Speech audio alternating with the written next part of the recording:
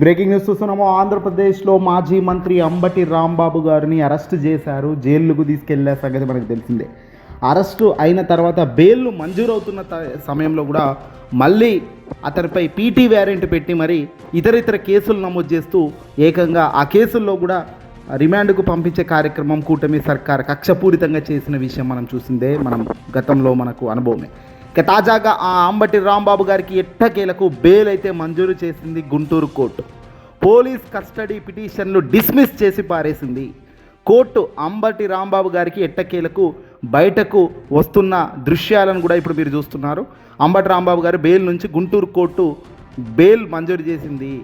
పోలీసులు ఎన్ని పిటిషన్లు వేసినా, పీటీ వ్యారెంట్లు వేసినా కొట్టి పారేస్తూ గుంటూరు జిల్లా కోర్టు తీర్పునైతే ఇవ్వడం జరిగింది.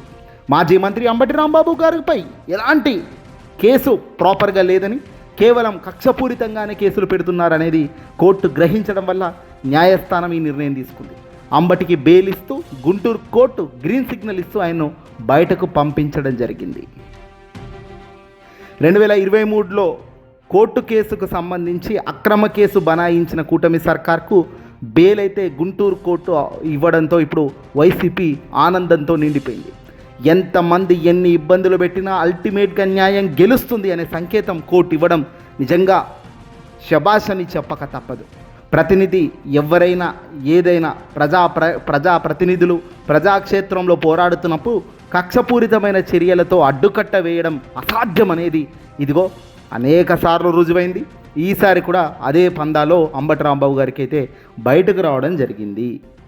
ఆయన ఎక్కడ 18 రోజుల పాటు ఆయన్ను బహుశా ఇబ్బంది పెట్టారేమో, కానీ ఆ 18 రోజుల తర్వాత మాత్రం అంబటి రాంబాబు గారు పులి మాదిరిగా తగ్గేదే లేదు అనే మాదిరిగా, నేను ఏం కాదు, నన్ను ఎవ్వరు ఏమీ చేయలేరు, ఎందుకంటే నేను తప్పు చేయలేదు, న్యాయస్థానం పైన నమ్మకం నాకు ఉంది అనేది ఆయన నమ్మకం కాబోలు ఇవే ఆయనను ఖచ్చితంగా బయటకు నెట్టాయి. ఇవే ఆయనకు కాన్ఫిడెన్స్ నింపాయి. వైసీపీకి కొండంత అండంత ధైర్యాన్ని కూడా ఇప్పుడు ఇదంతా కూడా ఇచ్చింది. దీనివల్ల అసలు ఒరిగిందేమిటి, జరిగిందేమిటి? అనవసరంగా అరెస్టు చేసిన కూటమి పరువును బజారు కీడ్చుకున్నట్టు కాలేదా?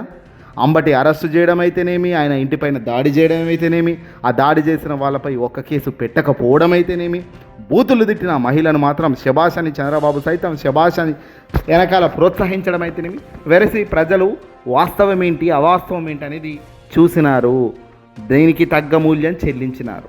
అల్టిమేట్గా ఇదంతా పాజిటివ్గా వైసీపీకి మారితే చంద్రబాబు కూటమి సర్కార్కు మాత్రం ఈ అంబటి రాంబాబు గారి ఎపిసోడ్ అయితే పూర్తిగా నెగిటివ్ అయిపోయింది. తద్వారా ఏం జరిగింది అనేది క్లియర్గా తెలుస్తుంది. అల్టిమేట్గా న్యాయం గెలుస్తుంది, గెలిచింది, గెలుస్తూనే ఉంటుంది. ఈ వీడియో నచ్చితే లైక్ కొట్టి షేర్ చేయండి.